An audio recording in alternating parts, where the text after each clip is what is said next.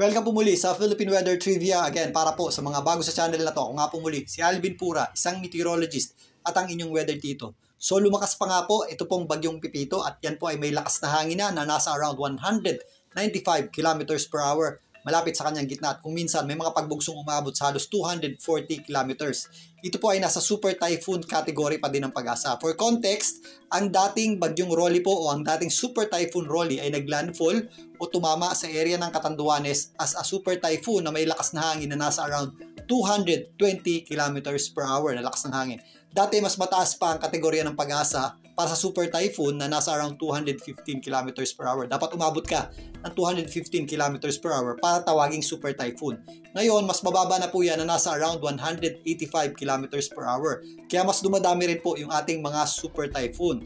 Nonetheless, parehas din po yan o halos kakaunti na lamang po ang diferensya niyan at lumalakas pa nga itong bagyong Pipito na nasa 195 kilometers per hour na. Parehas po yung mapanganib at delikado at ang term nga ng Pag-asa dyan ay catastrophic. At ito nga rin bagyong Pipito ay posible pa pong lumakas bago pa man maglandfall dyan sa area ng Catanduanes mamayang gabi. Patuloy po itong kumikilos sa direksyon ng Catanduanes o Bicol Region sa bilis na 20 kilometers per hour or west-northwest. Ito po ay huling namata ng Pag-asa sa lying around 155 kilometers southeast po ng Virac, dyan po sa may Catanduanes. So ngayong hapon, inaasahan pa natin ang unti-unting paglapit niya dito sa general area ng Catanduanes. Sa kasalukuyan, ito pong bagyong Pipito ay sumasabit na sa malaking bahagi po ng Bicol Region at eastern section ng Visayas. Meron po tayong mga nararanasang malalakas na pagulan dyan at kung minsan malalakas din po ang bugso ng hangin. Particularly dito po sa area ng Northern Samar, kasama na po dyan ng Sorsogon, Albay, maging dito sa Camarines Sur. May mga pagulan din tayo at mga pabugso-bugsong hangin dito po sa general area ng Masbate. Dito naman sa Catanduanes, nakakaranas na po tayo dyan ng malalakas na bugso ng hangin at malalakas na pagulan dulot po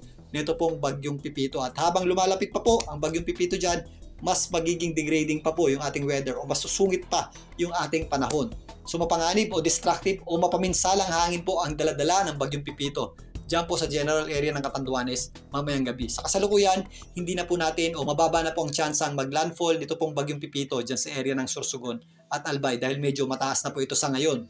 Posible po yan sumabit o dumaplis dito sa general area ng Catanduanes maya-maya lamang gabi. After po niyan, babaybayin po nito ang karagatan dito sa eastern section ng Bicol Region. Kasabay po niyan, ito namang areas ng Camarines Norte at Calabarzon area ang unti-unting magkakaroon o mako-cover nung kanyang mga panglabas na kaulapan. So madadagdagan po yung ating mga cloud cover dyan po sa area ng Calabarzon, lalong-lalo na po ito pong areas ng Quezon, kasama na po dyan ang Camarines Norte. Yan po ay habang umaakyat, ito pong bagyong Pipito, dito po sa eastern section ng Central Luzon. Bukas ng umaga, habang nandito na po sa may area ng Pulilio, ito pong bagyong Pipito, mag-shift po yung ating concentration ng malalakas na pagulan at malalakas na bugso ng hangin dito po sa itaas na bahagi ng Bicol Region.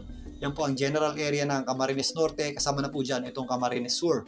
Ganun din po ang ating aasahang panahon dito po sa malaking bahagi ng Calabarzon, kasama na po dyan ang Metro Manila at ito pong eastern section ng Central Luzon. Yan po ang general area ng Bulacan, Nueva Ecija, Aurora, kasama na rin po dyan ito pong areas ng Quirino. Pagsapit naman ng hapon, mas kikilos pa yung ating malalakas na bugso ng hangin at mga pagulan dito po sa mainland Luzon.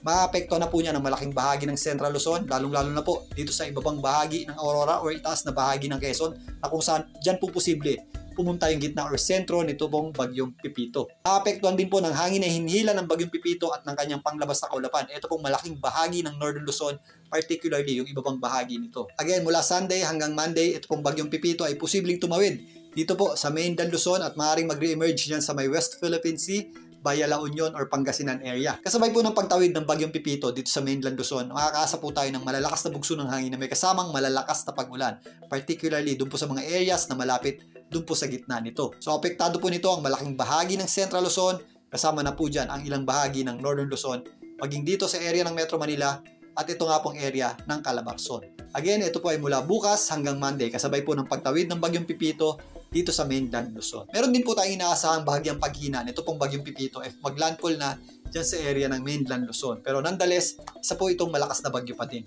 Again, paulit-ulit natin binabanggit, mag-ingat din po tayo sa mga posibleng storm surge o pagtaas ng alon dulot po ng pagtawid at pagdaan nito pong bagyong Pipito. Particularly dito sa mga baybaying dagat o coastal areas ng Northern Samar, kasama po dyan ang Eastern Samar, Bicol Region, kasama na po dyan ang Catanduanes, Sorsogon at Albay area, kasama na rin po dyan itong Camarines Norte at Camarines Sur, yung mga baybaying dagat dyan. Quezon, bukas po yan, pagtawid dito pong bagyong Pipito. at itong coastal areas ng Aurora, maging dito sa coastal areas ng Isabela. At yung ating peak ng high tide at pinakamataas na tubig dahil doon sa ating tinatawag na storm tide ay nangyayari nga early morning ng umaga at ngayong around 5 p.m. So again, makakadagdag po yung ating storm tide na nasa around 1.8 meters sa posibleng storm surge na maaaring daladala nito pong bagyong Pipito na nasa around 3 metro.